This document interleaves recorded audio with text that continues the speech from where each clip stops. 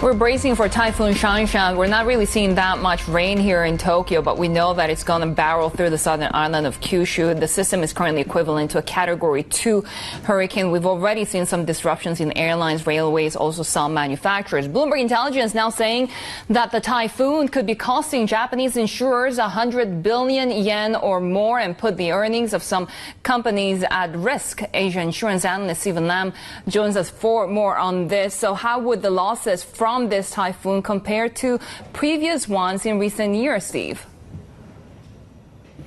Yeah, hi Sherry. Good morning, everybody, and Heidi. So I think what we're looking at here is that this one is going to be close to Namado in 2022, mainly because it's hitting the similar region called Kyushu in southwest of Japan. Now, based on the current images that we've seen and the data that we're looking at, the wind speed is actually quite strong. So we're talking about 180 kilometers per hour to be exact. That's sort of a borderline of Cat 3 in the hurricane scale. The other things that we're looking at is the amount of rainfall. I think that could be a concern because of the amount of rain that can dump in the next 24 hours or so. So to give you some perspective, anywhere about 600 millimeters in a 24-hour period is considered very severe. Imagine back in last year in Hong Kong during the black rain time, we definitely recorded over 600 millimeters of rain in a one-day period. What should the public be looking out for in terms of impact and potential damage over the coming days? Yeah, so I think the track is quite important as well. What we are seeing at the moment, right now it's focusing on it made landfall in the Kagoshima prefecture, so with a population of about 1.5 million people. Kyushu altogether is about 11.5, so that's about 9% of the Japan population.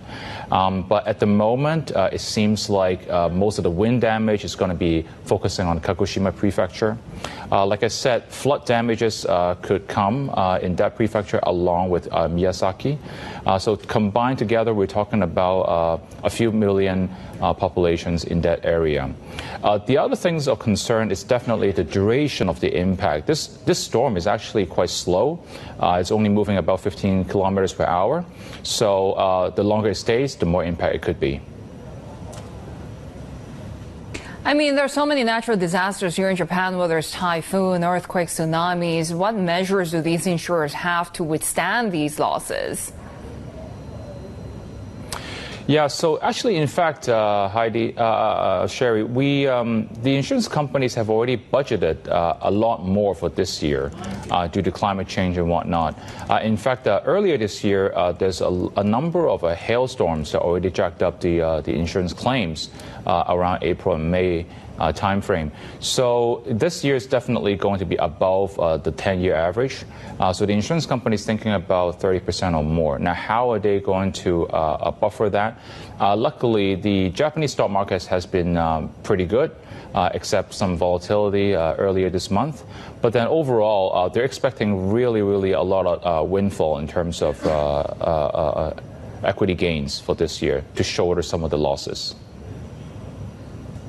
Bloomberg Intelligence Asia insurance analyst Stephen Lam there joining us. More ahead on the Asia trade.